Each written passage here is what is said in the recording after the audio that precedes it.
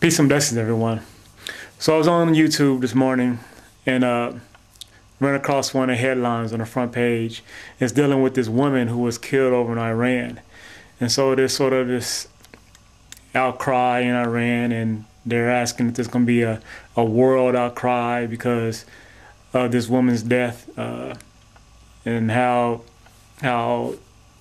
I guess horrific and bloody it was, because there's actually videos on YouTube right now. You can see it, and I guess probably elsewhere too. And it's quite dramatic. She's laying there, and initially she's just bleeding right here from the neck, and then blood starts coming from her mouth and nose.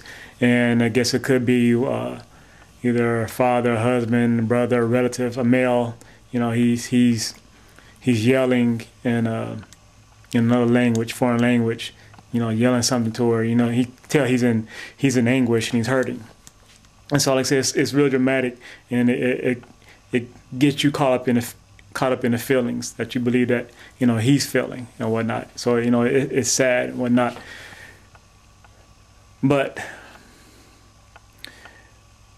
And this goes back to the vocal mindset. Why the feelings? Why should I be upset? Why should I feel hurt? Why should I feel sad? My natural instinct is to feel hurt and sad. I wanted to cry for a second, but I stopped and I started looking at it and examining it and thinking about it and thinking deep about it. What's going on? So it all comes down to the truth of the situation. And so what I've done is, and the truth is so powerful and so all-encompassing that it breaks down everything. It's like your body. Your body is one, but your body is made up of different parts made up of different organs, different tissues, different molecules, atoms. It goes deeper and deeper. And so that one truth is a truth affects all those different parts. And so the truth becomes many, but in actuality it's still one. And so what I did, I've taken that situation of the woman and I've tried to break it down to some parts, all right? And it can be broken down even further. But the important thing is the truth. And somebody, I replied, to my vocal mindset about, removing, feelings from situation. And they were worried that in removing feelings that one would become apathetic to people suffering in situations. And I said, I don't believe so. Because if I examine someone's suffering in truth, if the truth is that they don't want to suffer, and they need help and I can't help, then I would help. And I believe I can do that without any feelings inside involved. Just now, maybe at the truth, the core of that, there is empathy. But having that feeling being upset, that that gets your body tense. I believe that I can still help someone without getting caught up emotionally in a situation. I don't have to feel sadness for a starving child to want to feed that child, because I know from my own experience that not eating hurts. It hurts your body. Not eating makes you fatigued and tired. It affects your body. Your body needs food to live. Thus, I believe that that child wants to live, that child is not enjoying its pain and suffering. So I would want to feed that child just out of that, just out of being able to relate. Once again, it could be empathy, so it could be feelings no matter what. But I question that. So let me get to this before this video starts running too long. So here we have, all right. Woman died. I'll start from right here. I said it'll expand for a while. Like I said, it could give it could go even further. So the woman died, and I broke it down basically in, you know, a little tree. So she died. Family, friends, strangers, upset and hurt.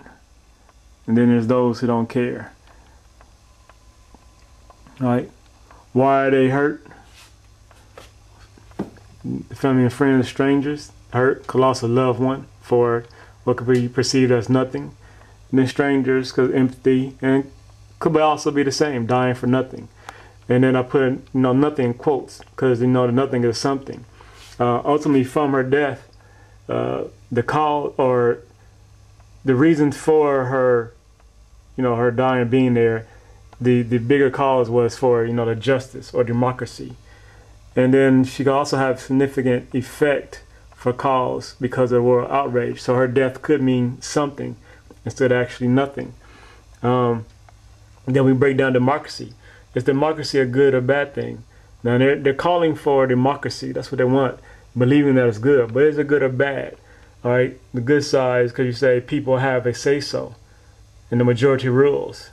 Then the bad side is the majority rules to the detriment of the minority. So they come together. So democracy can't allow for unjust laws and rules. For example, the issue here in the United States of same-sex marriage.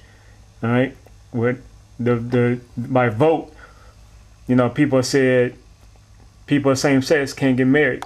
So is democracy a good thing? You know, if you say that, you know, not allowing people to do certain things because they are a minority is a good thing, or it's worth it, then I guess it's good. But otherwise, it could be seen as bad. So ultimately, is her death for democracy? Is it worth it, or was it for nothing? Is it a good thing, or should I be looking for something else? Then another aspect of democracy, all right, is the fact, are we talking about a true democracy, or just a democracy that is in a republic that has democratic principles? Because a true democracy, shouldn't we vote on all issues? I mean, every single issue, shouldn't we vote? Or, you know, in the United States, we are a republic that has democratic principles, right? And thus we vote only issues that are allowed to be voted on. For instance, you know, there's no vote. We have never had a vote on whether or not we believe that food, clothing, shelter, and medical care should be free to our people. We haven't voted on capitalism or whether or not we believe we should have capitalism. We haven't voted on these things. And so yet, you know, why have we not voted on this? Why have we as a people not demanded that we get to vote on whether we should be provided food, clothing, shelter, medical care, whether we should have capitalism? Well, when we speak to most people, it's because they don't believe in voting for it, all right? And is that because of cultural upbringing? They had no belief. There's a boogeyman, if you will, of socialism, communism. Well, if we have this, if this is provided, well, you know, that's socialism, that's communism. And, you know, those are bad things. That's the boogeyman. That's the bad word, that communism. We can't have that. You know, that's an unjust, corrupt system, all right? And the reason we have this boogeyman fear of this is because, well, we have the history of failed governments, you know, of terrible people run them, terrible dictators. But just because there were people that's terrible and just because they failed doesn't necessarily mean that these are bad things. Socialism, communism is in a minority in the world, you know, within the world systems. You know, capitalism has ruled more than anything. So if socialism and communism are basically on their own little islands trying to survive for themselves, well, if they aren't being fed, they're going to die off. And conversely, let's say if the world was ruled by socialism or communism, and there was a small pockets here and there that were capitalists, you know, ran by capitalism, then they would probably die off. And they would have a history of failed governments and might be ruled by terrible, terrible people, which, you know, we pretty much had the issue anyway of, you know, terrible or bad or stupid, or, you know, we can go through down a list of our presidents we've had in the U.S. or whatnot. All right, so that's that. All right, Um, so what, got those that don't care, got apathy, indifference, self-concern. Excuse me. And this here is not necessarily a bad thing. It's self-concern. You know, people are so busy struggling themselves, dealing with their own situations, that they can't really deal or worry about other people's pain, suffering, death. You know, there's people that are out there on the street there in Iran who are running from bullets, trying to save their own lives, so they can't worry about her because they're trying to save themselves. And it goes around the world. People are all types of situations. There are people who are confined, people who are confined legally and illegally. Just their own suffering comes first to be worried about hers. All right. Then when she died from a bullet, from lethal weapon of a gun. All right. And then from the gun of who? Was it from, you know, the government, the Iranian government? Was it from another protester? Was it someone out there who was just out there decided to want to shoot somebody? Or was it from a foreign government agent, such as the U.S. or another government, such as the CIA, etc.? For what purpose? For the U.S. goals, whether it be oil, you know, money, or control with the puppet leader. Is that the truth? Once again, it's the truth. It's a thought out there. You know, sure, there have been situations where the U.S. government has sent agents up there to cause problems in different countries. You know, they go out there. There's word there supposed is, you know, dealing with Iraq, that they're, you know, U.S. agents dressing like Iraqis or whatnot, going around shooting, you know, at U.S. soldiers just to cause problems, just to give a reason, to justify the reason being over there. And we can't say it doesn't happen. Do I know for myself that is the truth? No, but the word is out there, and I will have to believe that, for one, it's possible, and believe that, sure, it happened. It probably happened in some case, because we know that the U.S. government has done things illegally for their own causes. So if they can do one thing illegally, then they can do another thing. They can do things for their own self-interest, own greed and whatnot. Then it's your gun, the need of lethal weapons. You know, through my political party, believe that all lethal weapons should be abolished.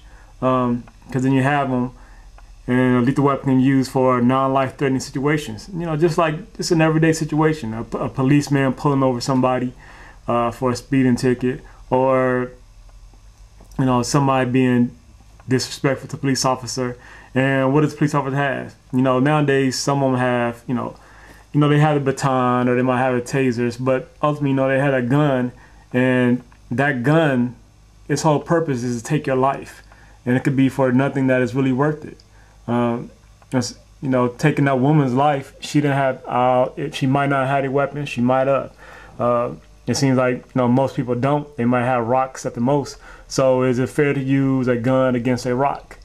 And then even in life-threatening situations, say she did have a gun, or whatever, or a knife. I believe that, you know, we can develop technology to defend against lethal weapons. Well, we get rid of guns, have to worry about a gun, but say a knife. There's weapons. You know, of course, I'm getting to the futuristic aspects of things. There are ways we can develop to control people. Ultimately, law enforcement, they want to be able to control people, to stop people, to stop someone committing a crime, to stop their advancement, and things of that nature. That's all it comes down to, being able to control. And the ultimate control is taking someone's life. Is that necessary? Is that needed?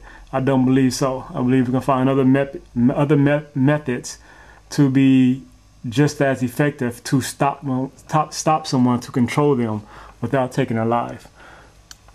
Okay, so woman died because of non-honest election, right? The whole purpose of them being out there protesting, because they felt the election was unfair, unjust. You know, was a non-honest election because of the Iranian system. All right.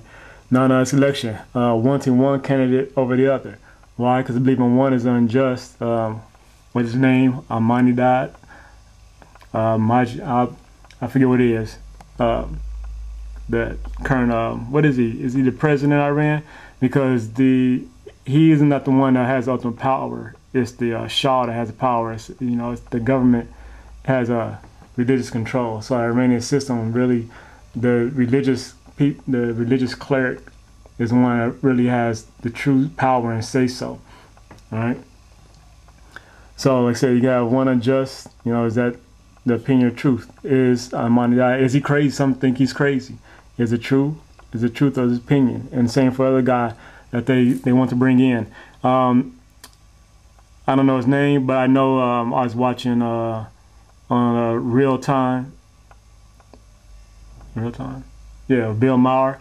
HBO is saying that the guy that was running to get office at one time was not a good guy way back when. So they're saying he's changed, whatnot. So they just might be getting another guy who's even worse than the present one that's in there. See, what would be done for the betterment of the people of Iran and the world? No matter who's in there, what are they gonna do to better Iran and the world? They want the one in because they think to bring in the support democracy, but that goes back into over here, is democracy a good thing or another system of government? Or then, bigger picture, for doing the better world, will they be in there to bring, together one world? We had this issue, New World Order, and this NWA thing, New World Order. Of course, this is considered a bad word, but don't we need a new world order? Isn't the current system, the current world order, out of whack?